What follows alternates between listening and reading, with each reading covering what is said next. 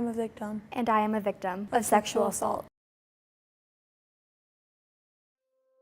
Every 98 seconds, another American is sexually assaulted.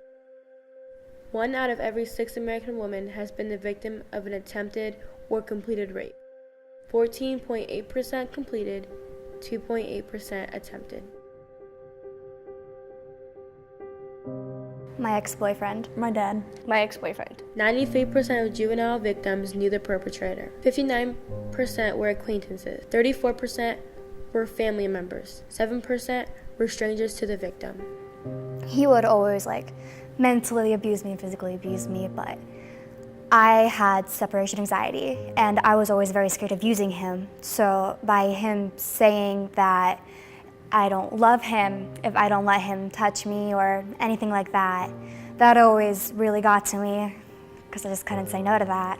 He would take me to my room and he would tell me to be quiet because we were going to play a game, and that's when he took my pants off and would continuously assault me.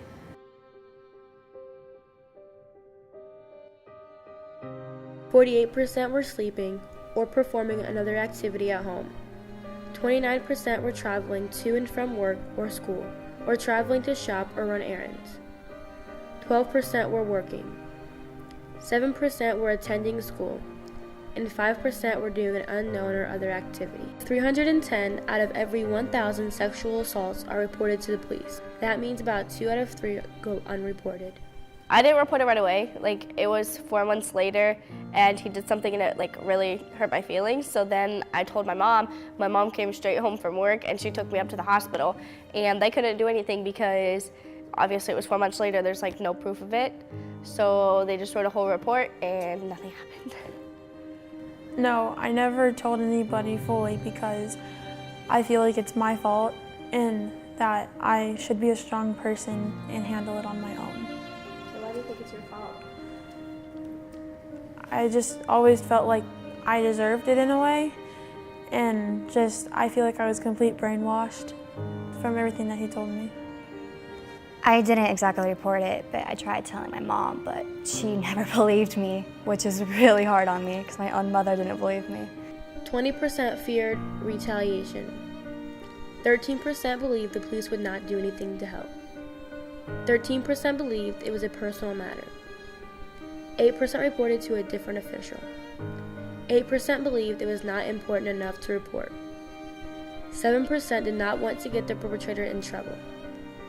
2% believed the police could not do anything to help. 30% gave another reason or did not cite one reason. When we'd go into my room, he would tell me to get on my bed and give me a little talk about the game that we're going to play. And he told me it was our little secret game. And he told me if I told anybody that he would go and hurt my mom whenever he dropped me off with her. And he told me to lay down, and he would take off my pants and touch me in inappropriate ways. And I wouldn't, I'm sorry. 94% of women who are raped experience symptoms of post-traumatic stress disorder, PTSD, during the 2 weeks following the rape. 30% of women report symptoms of PTSD 9 months after the rape. 33% of women who are raped compliment suicide. 13% of women who are raped attempt suicide.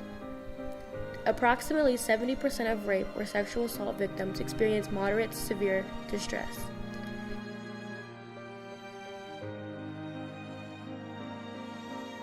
Yes. Yes. Yes, and I still have it. When I first got it, I thought I was going crazy because I thought everything was normal and it was okay to be like that, and I still have it. I still have it today. I always get really uncomfortable.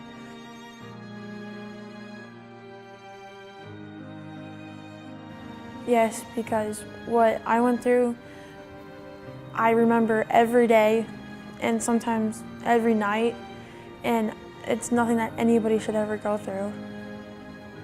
I would go through it to help someone else because no one should experience the pain that I've been through and many others have been through. I would go through it over 1 million of times for somebody else not to go through it.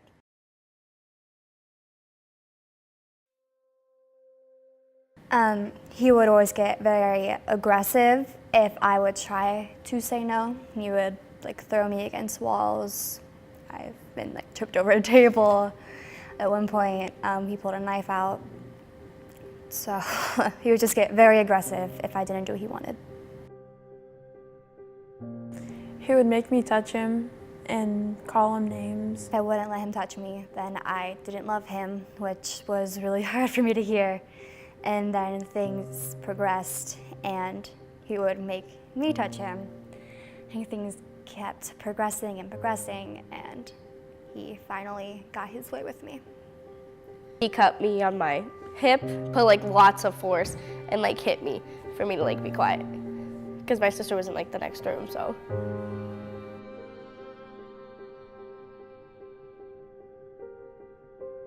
If this happens to you, tell somebody, because you should never go through this, and it never really is your fault.